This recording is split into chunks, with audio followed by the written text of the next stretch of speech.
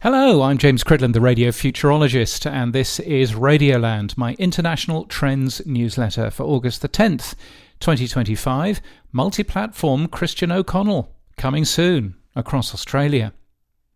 Within hours of my post last week, ARN announced that the Christian O'Connell Breakfast Show was going national.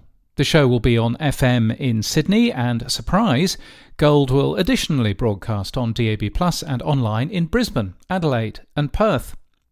In Radioland last week I suggested that ARN should put Gold onto FM here in Brisbane rather than KISS. Gold's rollout here on DAB+ was seized by some of the trades as a missed opportunity, and I kind of agree, but I'd underestimated the confusion in Australia about what DAB+ actually is and how much it's used. One industry expert said in the Media Week story that I linked to in my show notes and in the newsletter this week that ARN will probably now try to swindle some Sydney and Melbourne buyers into investing in the other markets by using O'Connell's show, where he's only being heard on the DAB+ band. Well, that industry expert clearly doesn't understand how radio is sold. You buy on a rate, normally called CPM or cost per thousand listeners. So there's no swindling going on from anyone.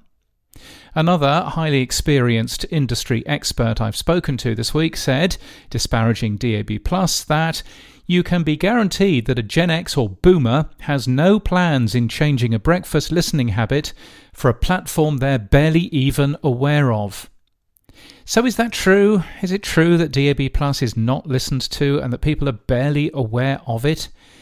Well, it's surprisingly hard to find the data. But I have. And here are the facts. For Cap City, Australia, a third of Australians use DAB+ each week to listen to the radio. A third. And more astonishingly, 40% of radio is not listened to on an AM/FM radio. Whether ARN will market Gold heavily here in Brisbane, they'll need to market both the station and how to listen, remains to be seen. But even if they don't put Gold onto FM, it's a real opportunity for them for Gold to be on DAB+ here if they market it, even if the industry experts have found it as hard as I have to actually get the data. Christian O'Connell sounded bullish and excited when I caught up with him on the phone this week. I worked with him at Virgin Radio in London, and he was quick to remind me that for all the great figures he had in the UK, he was available on FM only in London, and on DAB and a bad AM signal elsewhere. He's used to multi-platform radio, possibly more so than much of the Australian radio industry. He told me that there's a need to educate the industry as to how people really listen to the radio.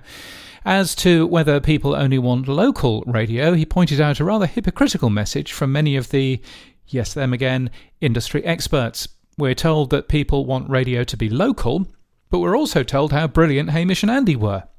Radio companies spend cash marketing national afternoon drive radio shows, so why couldn't it work at breakfast? And I think he has a point. Kyle and Jackie O have famously been keen to broadcast to Melbourne, but not that interested in actually going there.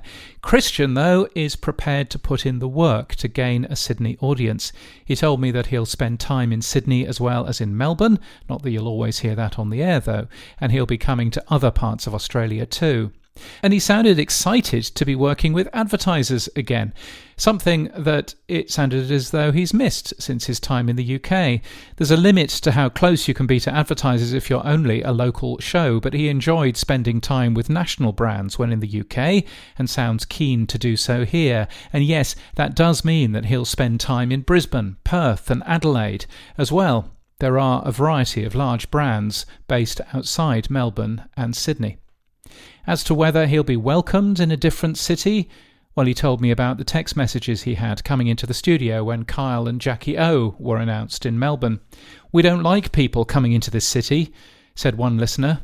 "You do remember that I came from the UK to do this job," Christian reminded them. "Ah, but that's different," the listener replied. And different it will be. He's just got to wait 5 months to get going. The UK broadcaster James Whale died this week. He's the reason I'm in radio, and as I've written in a tribute, and indeed put in this podcast feed, I was lucky enough to have told him so. Matthew Rudd, the presenter of Forgotten 80s on Absolute 80s, was interviewed for a podcast and a website article. I talk a lot about radio being a human connection and a shared experience, and this show epitomises that. It's a good read. And Bill Rogers describes the audio experience in the new international BBC app as a much worse digital product. He points out that the broken search function, where the Archers appears below some sports stories about archery, is not hinted to be fixed anytime soon. As some might say, round Salford, he says, it's mince. Well, I'm looking forward to being at Podcast Movement next week. If you're in Dallas, I've got next Sunday free, so shout if you know where to find a beer. Thank you so much to many supporters, plus Greg Strassel, Sam Phelps, Richard Hilton, Emma Gibbs, Jocelyn Abbey and James Masterton for being regular supporters. Who shall I grab from the big list? Broadcast Radio, thank you to them. Soma FM and Studio with 2 I's. More on that in a little bit. If you would like to support my work in any way, then you can buy me a coffee, buymeacoffee.com/James Cridland,